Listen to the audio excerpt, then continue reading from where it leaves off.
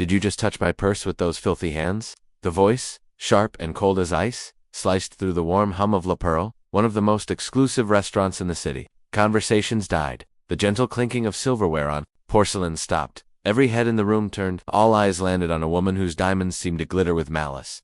And the young black waiter who stood before her, frozen, Victoria Blackwood-Thompson, heiress to a multi-billion-dollar empire, had just declared war, and the entire restaurant was her battlefield. At the center of it all was 26-year-old Daniel Santos. His calm, watchful eyes, which had seen far more than the inside of a five-star restaurant, held a stillness that defied the chaos erupting around him. He didn't flinch. He didn't even blink. He was just waiting. The air in La Pearl was thick with the scent of money and power. It was a place where deals were sealed over lobster, and reputations were made just by being seen. But tonight, its carefully crafted atmosphere of quiet luxury was being torn apart by one of its most loyal patrons. Victoria Blackwood-Thompson was a woman practically sculpted from entitlement. Her entire life had been a seamless journey from one velvet room to another, a journey that taught her the world was her property. She was dining with her son, a smug 22-year-old named Julian, who wore his mother's sneer like a hand-me-down suit. It all started with something trivial. Daniel, moving with his usual quiet efficiency, was clearing appetizer plates. As he reached for Julian's dish, the cuff of his crisp, white sleeve brushed against Victoria's ridiculously expensive purse, which she'd carelessly left on the edge of the table. To Victoria, this wasn't an accident. It was a violation. "Don't you dare walk away from me," she snapped. Daniel had already turned to leave, but her voice stopped him cold. He turned back slowly, his face a perfect mask of professional calm. "Is there a problem, ma'am?" he asked, his tone perfectly even. Victoria let out a short, barking laugh. "Is there a problem? You brush your filth all over my property and ask if there's a problem. This purse is worth more than your entire life, and you've contaminated it." A collective gasp went through the nearby tables. This was more than the usual arrogance of the rich. It was a raw, ugly display of prejudice. It's a dehumanizing treatment workers of color often face in these settings, treated as if their very presence is an offense. Daniel's expression didn't shift, but his eyes hardened just a fraction. He held her gaze. "It was an accident, ma'am. My sleeve brushed your bag. I assure you, my uniform is perfectly clean." "Clean?" she scoffed, her lip curling. She picked up a silk napkin, and, holding it with two fingers like a biohazard, theatrically wiped the spot on her purse. "I doubt that. People like you are hired because you're cheap labor. This establishment's standards are slipping." She tossed the napkin onto the floor near his feet. "Now pick that up." Julian snickered, leaning back to enjoy the show. "You heard her," he said, his voice dripping with his mother's cruelty. "Pick it up. It's what you're paid for." The silence in the restaurant was now absolute, a heavy blanket of shared outrage. Everyone was watching. Would he break? Would he yell? Would he stoop to retrieve the napkin and his dignity with it? But Daniel's calm was starting to feel less like professional training and more like a coiled spring, a source of immense, contained power. He stood his ground, his dignity an invisible shield. Victoria's face flushed a mottled red. She wasn't used to being defied, especially by someone she considered a nobody. "Are you deaf?" I said. "Pick it up. Then I want your manager. I will not be served by this thing. I want him fired. I want him thrown out on the street where he belongs." As if summoned by her rage, a man in a tailored suit scurried toward the table. Mr. Dubois, the restaurant's manager, was a man whose career was built on soothing the egos of the wealthy. His face was a mask of strained politeness, his eyes darting between the furious billionaire and the stoic waiter. "Mrs. Blackwood-Thompson, my deepest apologies.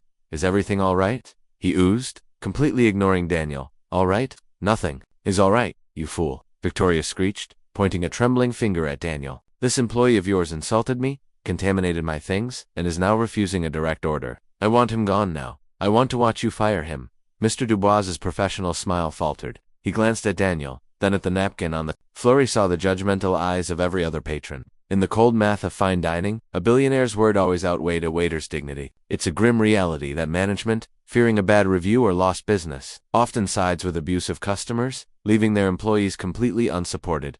"Daniel," Mr. Dubois said, his voice low and tight, "just apologize to the lady. Let's not make this a bigger deal than it is." He turned back to Victoria, his smile reappearing, though a bit shaky. "Mrs. Blackwood-Thompson, please, allow me to personally attend to your table. Your entire meal, and a bottle of our finest champagne, will be complimentary." He was offering a bribe to make it all go away, treating Daniel's humiliation as a simple misunderstanding. He never asked for Daniel's side of the story. He simply threw him under the bus. "I don't want your cheap champagne," Victoria spat. "I want him punished for his insolence." Mr. Dubois looked cornered. He turned back to Daniel, his expression now full of frustration. "Daniel, for the last time, pick up the napkin and apologize. Do it now." or consider your employment terminated. It was the ultimate betrayal. Daniel stood alone, his boss on one side demanding his submission, and his accuser on the other demanding his ruin. The whole restaurant held its breath. But what Mr. Dubois and Victoria didn't know was that Daniel wasn't part of their system. He was there to break it. Daniel slowly lifted his gaze from the floor, bypassing his manager and locking eyes with Victoria. He didn't look angry or defeated. He looked analytical, like a scientist studying a predictable specimen. The silence was so deep, the hum of the air conditioning sounded like a roar. He took a slow, deliberate breath, and then he spoke. His voice wasn't loud, but it had a strange clarity that cut through the tension. "No," he said simply. Mr. Dubois's jaw dropped. A murmur of shock rippled through the room. Victoria's eyes widened, her rage momentarily replaced by pure disbelief. Daniel continued, his gaze still fixed on her. "I won't apologize for something I didn't do wrong. And I will not pick up that napkin." He paused, letting his defiance hang in the air. Then, he delivered the line that would change everything. "Ma'am," he said, his voice dropping to an almost confidential, yet chilling tone. "Your concern shouldn't be for your purse. It should be for the nightingale's song at dawn." The words were cryptic, unsettling. To most people, it sounded like nonsense. To Mr. Dubois, it was career suicide. But to Victoria Blackwood-Thompson, it was a death sentence. The mask of fury fell from her face. It was replaced by something raw and primal, a flash of pure, unadulterated terror. Her skin went ghostly white, her hands started to tremble, her mind raced. The nightingale's song at dawn. It wasn't a random phrase, it was a code. A highly specific, deeply buried code for the emergency signal that meant her father's most secret, most illegal enterprise was compromised. That everything was over. How could he possibly know that? How could this nobody waiter know the code name for Project Nightingale, the massive international money laundering scheme that was the dark foundation of her family's fortune? It was impossible. But the look in his eyes told her it was very, very real. The flicker of fear vanished, replaced by a desperate, cornered animal rage. If she couldn't process the truth, she would destroy the man who spoke it. "What did you say?" she shrieked, her voice now unhinged. She lunged forward, her face twisted in fury. "You're threatening me. He's threatening my life." Her son, Julian, finally shaken from his smug haze, looked confused.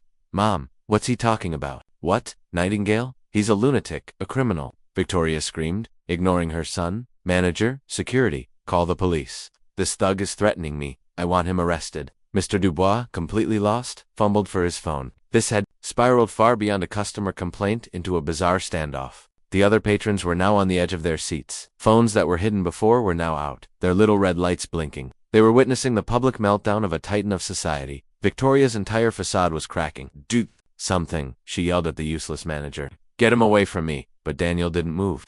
He was a beacon of calm in her storm of hysteria. He had lit the fuse and was now watching it burn. He let her scream. He let her unravel. He let everyone in that room see her not as a powerful matriarch, but as a terrified fraud whose empire was built on sand. The power dynamic in the room hadn't just shifted, it had been completely inverted. The billionaire was hysterical and helpless, while the humble waiter held all the cards. Just as Mr. Dubois was about to dial 911, Daniel raised a hand. It was a simple, calming gesture that held more authority than all of Victoria's screams. "That won't be necessary, Mr. Dubois," he said. He turned his attention back to the hyperventilating Victoria. The time for cryptic warnings was over. "My name is not waiter," he began, his voice suddenly filled with a power that commanded the room, "and it is not thug. My name is Special Agent Daniel Santos, of the Federal Bureau of Investigation, Financial Crimes Division." A collective gasp swept through the restaurant. Mr. Dubois's phone slipped from his numb fingers and clattered to the floor. Julian's face went slack with shock, and Victoria looked like she'd been struck by lightning. Daniel reached into his waiter's jacket and produced a leather wallet. He flipped it open, revealing the gleaming gold badge of the FBI. "For the last 18 months, Agent Santos continued, his tone now cold and official, the FBI has been running an investigation into one of the largest money laundering networks in modern history, a network that cleaned billions for rogue states and international cartels, an operation we codenamed Project Nightingale." He paused, letting the name land with the force of a punch. Victoria staggered back, clutching her chest. It was real. This was happening. "We've been tracking your family's every move, Mrs. Blackwood-Thompson," Santos went on, each word a hammer blow. "We know about the shell corporations and the Caymans. We know about the falsified shipping manifests. We know about the encrypted transactions you authorized last Tuesday, transferring $150 million from a sanctioned oligarch to a shadow account in Zurich." He knew everything. Her years of prejudice had made people like him invisible to people like her. She saw his uniform and his skin color, and saw a servant. She never imagined she was looking at the man who was about to dismantle her entire world. Her arrogance was her undoing. She was so busy looking down on him, she never saw him looking right back, taking notes, and building a federal case that would bring her whole family down. As Agent Santos' words settled, something else began to happen. At a corner table, a couple stood up. The man shrugged off his jacket, revealing a shoulder holster and an FBI windbreaker. His date spoke into a hidden mic in her cufflink. All teams, status is go. The Nightingale is in the cage. By the bar, a man sipping a martini nodded to the bartender. Both were agents. The busboy clearing tables near the entrance straightened up, his posture shifting from subservient to authoritative. He was on the team. The entire restaurant, it seemed, was staffed with FBI agents. La Pearl wasn't a restaurant tonight, it was a mousetrap, and Victoria and her son had walked right into it. Victoria's mind finally snapped. The public humiliation she tried to inflict on Daniel was now recoiling on her 1,000 times over. Her racist insults, her arrogant demands, it all seemed so pathetic now. She looked at her son Julian, his face a mask of pale, dumbfounded horror. He was implicated. Her husband, her father, all of them. Agent Santos hadn't just come for her. He had come for the whole dynasty. She opened her mouth, but no words came out. Only a choked, guttural sound of despair. She was silenced. The billionaire who used her voice as a weapon was now utterly, irrevocably speechless. The entire restaurant, once silenced by her rage, was now silent for a completely different reason. They were witnessing the epic fall of a giant. The grand doors of La Pearl swung open. A team of federal agents in tactical gear streamed in, their vests emblazoned with FBI in bold yellow letters. They moved with quiet, professional efficiency, converging on Victoria's table. Agent Santos never took his eyes off her. He walked calmly around the table and stood directly in front of her, her body trembling uncontrollably. The diamonds on her neck, once a symbol of power, now just looked like a heavy chain. Victoria Blackwood-Thompson, Daniel said, his voice clear and formal. You are under arrest for conspiracy to commit money laundering and wire fraud. He gestured to another agent, who stepped forward with handcuffs. You have the right to remain silent, Santos recited as the cold steel clicked around Victoria's wrists. Anything you say can and will be used against you in a court of law. Each word was a nail in her coffin. The only sound was the clicking of dozens of smartphone cameras, a digital chorus capturing her downfall. The woman who tried to get a man fired over a purse was now being arrested in front of the very society she lorded her status over. Julian was cuffed at the same time, his smugness replaced by raw panic, as the agents escorted the trembling, speechless billionaire out. A single piece of silk lay on the floor. The napkin, a pathetic little monument to an arrogance so profound it blinded her to her destruction. Agent Santos glanced at it, then looked up at the patrons, giving them a slow, almost imperceptible nod. The arrest at La Pearl was just the beginning. At that exact moment, FBI teams were raiding the Blackwood corporate headquarters, while law enforcement in London and Zurich moved in on the family's assets. Project Nightingale wasn't just compromised, it was annihilated. The downfall of the Blackwood family became the biggest financial crime story of the decade.